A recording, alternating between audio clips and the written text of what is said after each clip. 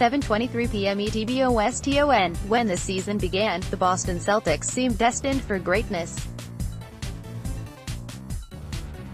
The team was within a few possessions of reaching the NBA Finals without Kyrie, Irving and Gordon Hayward last season, and with those two back, and LeBron James having abdicated his throne atop the East, Boston, in the eyes of many, was poised to retake its once customary place atop the conference. As it often is, though, reality has proved far more complicated.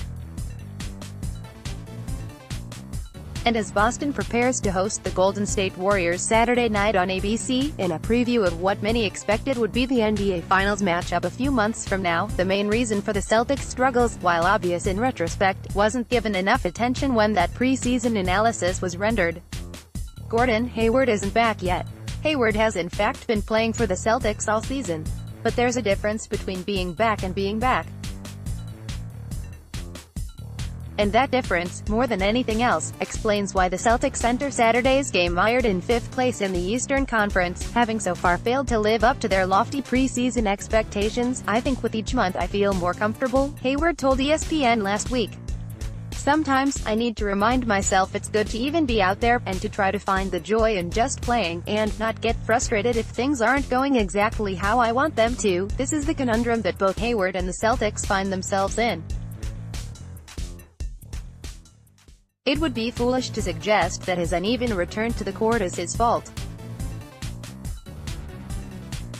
In many ways, it simply is a success that he is able to be on the court and producing anything at all after a devastating injury and a rehabilitation process that included at least one setback. But professional sports is an unforgiving business. In Hayward's absence, the expected hierarchy of the Celtics shifted. Jason Tatum and Jaylen Brown helped catapult Boston to heights it wasn't expected to reach last season after Hayward was lost. The same could be said for Terry Rozier, who ably filled in for Irving during Boston's playoff run.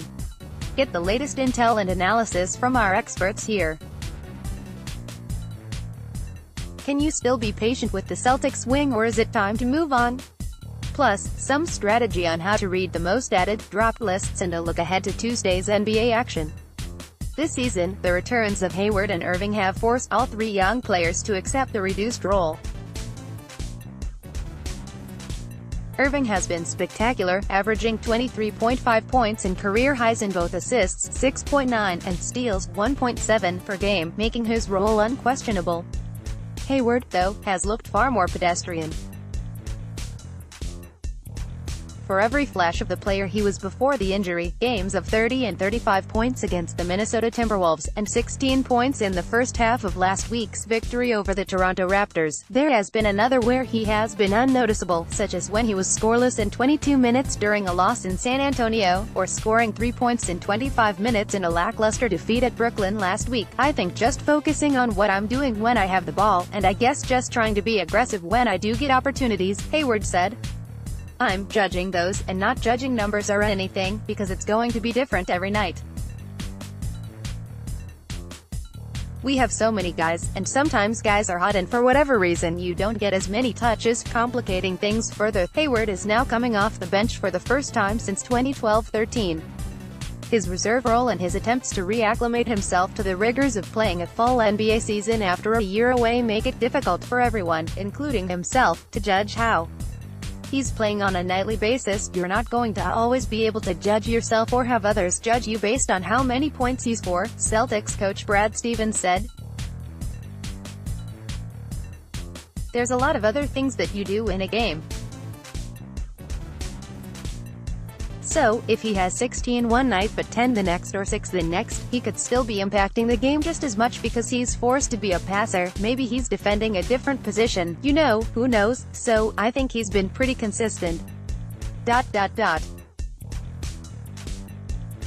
There's going to be nights where those guys off the bench get more opportunity to shoot, and there's going to be nights where there's not as much, and that's one of the challenges of being in that role." Gordon Hayward is averaging 11.0 points per game, his lowest total in a full season since his rookie year. Matty Meyer, Getty Images just chalk it up as yet another challenge for Hayward to overcome, and for the Celtics to navigate as they continue to attempt to get him back to being the player who was the league's most coveted free agent less than 2 years ago. That status is precisely why, despite the many ups and downs his season has gone through so far, the Celtics continue to run Hayward out there for significant minutes on a nightly basis.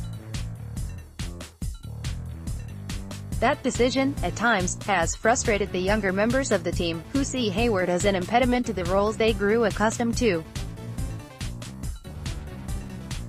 For Boston, though, continuing to give Hayward minutes is not only an easy call, it is the only reasonable call to make. There is one path to the Celtics becoming the team so many expected them to be this season.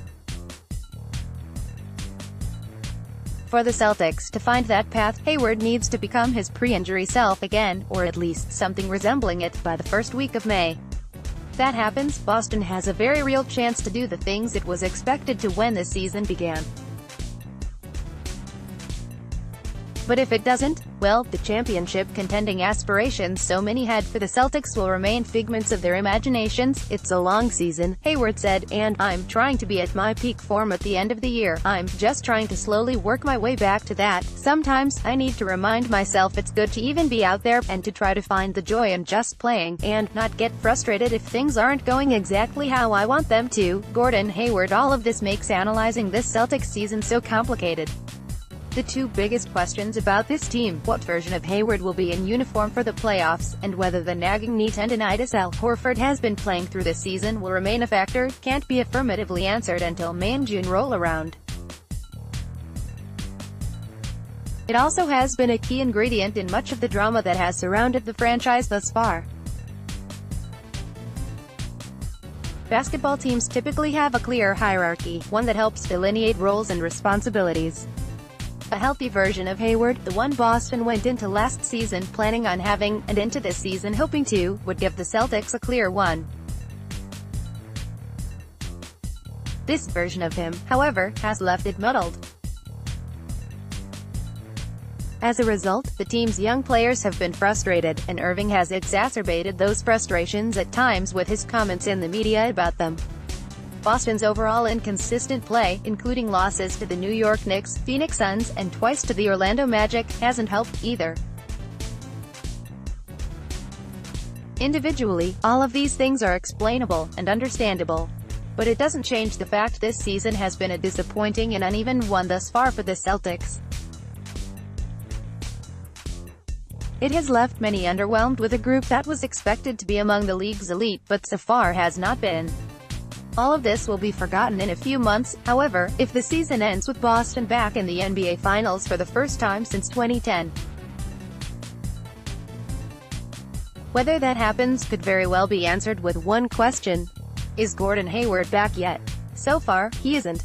To get where they want to go, the Celtics, at some point, need that to change.